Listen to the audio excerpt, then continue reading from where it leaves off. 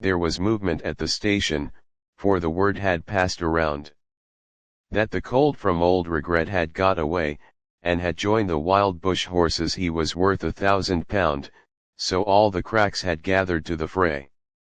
All the tried and noted riders from the stations near and far had mustered at the homestead overnight, for the bushmen love hard riding where the wild bush horses are, and the stock horse snuffs the battle with delight. There was Harrison, who made his pile when Pardon won the cup, the old man with his hair as white as snow, but few could ride beside him when his blood was fairly up. He would go wherever horse and man could go. And Clancy of the Overflow came down to lend a hand. No better horseman ever held the reins, for never horse could throw him while the saddle girths would stand. He learned to ride while droving on the plains. And one was there, a stripling on a small and weedy beast.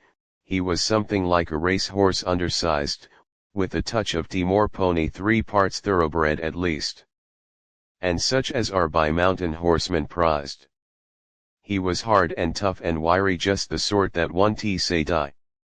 There was courage in his quick impatient tread, and he bore the badge of gameness in his bright and fiery eye, and the proud and lofty carriage of his head. But still so slight and weedy, one would doubt his power to stay, and the old man said, "That horse will never do. For a long and tiring gallop, lad, you'd better stop away, those hills are far too rough for such as you." So he waited sad and wistful. Only Clancy stood his friend. "I think we ought to let him come," he said. "I warrant he'll be with us when he's wanted at the end, for both his horse and he are mountain bred.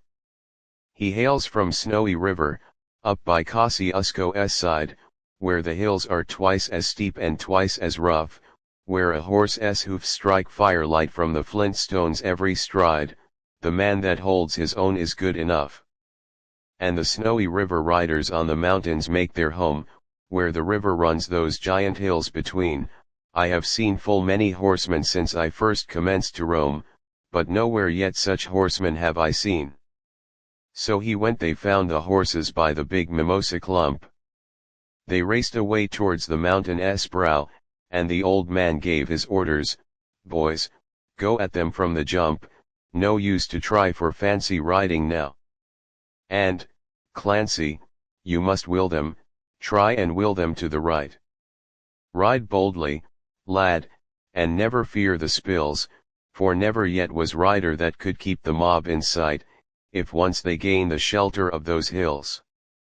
So Clancy rode to will them. He was racing on the wing, where the best and boldest riders take their place, and he raced his stock horse past them, and he made the ranges ring with the stock whip, as he met them face to face. Then they halted for a moment, while he swung the dreaded lash, but they saw their well-loved mountain full in view, and they charged beneath the stock whip with a sharp and sudden dash, and off into the mountain scrub they flew. Then fast the horsemen followed, where the gorges deep and black resounded to the thunder of their tread, and the stock whips woke the echoes, and they fiercely answered back from cliffs and crags that beetled overhead. And upward, ever upward, the wild horses held their way, where mountain ash and kurrajong grew wide, and the old man muttered fiercely, "We may bid the mob good day, no man can hold them down the other side." When they reached the mountain's summit, even Clancy took a pull. It well might make the boldest hold their breath. The wild hop scrub grew thickly, and the hidden ground was full of wombat holes, and any slip was death. But the man from Snowy River let the pony have his head, and he swung his stock whip round and gave a cheer, and he raced him down the mountain like a torrent down its bed, while the others stood and watched in very fear. He sent the flint stones flying, but the pony kept his feet. He cleared the fallen timber in his stride, and the man from Snowy River never shifted in his seat.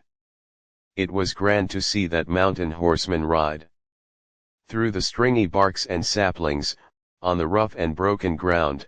Down the hillside at a racing pace he went, and he never drew the bridle till he landed safe and sound, at the bottom of that terrible descent. He was right among the horses as they climbed the further hill, and the watchers on the mountain standing mute, saw him ply the stock whip fiercely. He was right among them still, as he raced across the clearing in pursuit. Then they lost him for a moment, where two mountain gullies met in the ranges, but a final glimpse reveals. On a dim and distant hillside the wild horses racing yet, with the man from Snowy River at their heels. And he ran them single-handed till their sides were white with foam. He followed like a bloodhound on their track, till they halted cowed and beaten, then he turned their heads for home, and alone and unassisted brought them back. But his hardy mountain pony he could scarcely raise a trot, he was blood from hip to shoulder from the spur, but his pluck was still undaunted, and his courage fiery hot, for never yet was mountain horse a cur. And down by Kosciuszko, where the pine-clad ridges raise their torn and rugged battlements on high, where the air is clear as crystal, and the white stars fairly blaze at midnight in the cold and frosty sky, and where around the overflow the reed beds sweep and sway to the breezes, and the rolling plains are wide, the man from Snowy River is a household word today, and the stockmen tell the story of his ride. Please like, share and subscribe my channel. Thanks.